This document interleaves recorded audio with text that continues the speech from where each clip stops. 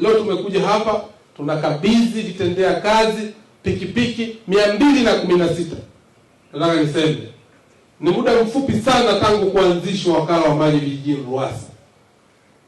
RUWASA naifananisha na ndama ambaye amezaliwa. Ndama yule sasa anakwenda kwa kasi, kwa dhati ambayo niseme DG wa RUWASA unafanya kazi kubwa, unafanya kazi nzuri. Nchi yetu ya Tanzania tuna vijiji takriban 12318. RUWASA kwa muda mfupi imefanya kazi kubwa, imefanya kazi nzuri juu ya support ya Rais wetu Daktari Samia Suluhu Hassan.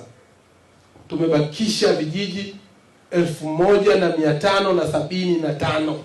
DG upo, unafanya kazi nzuri, na katibu mkuu mpo, mkajifungie. Mtuletee tathmini vijiji hivi 1575 vinahitaji gharama gani? Miaka hii mitano tunataka vijiji vyote vipate huduma ya maji safi. Uelekeo wa RUWASA, uelekeo wa Wizara ya Maji ni kwenye kutoa huduma kwa watu. Nendeni mkasimamia utoaji wa huduma, kuhakikisha watu wanapata huduma ya maji bila ya kutoa malalamiko yoyote. Tunaelewana? Kwa hiyo madiem na sababu ya kufuatilia na kusimamia CBUSOS na kuhakikisha miradi ambayo imejengwa watu wanapata huduma ya maji safi na salama. Jumuiya ya watumiaji maji imeundwa mahususi kwa ajili wawe sehemu ya umiliki wa ule mradi wa maji.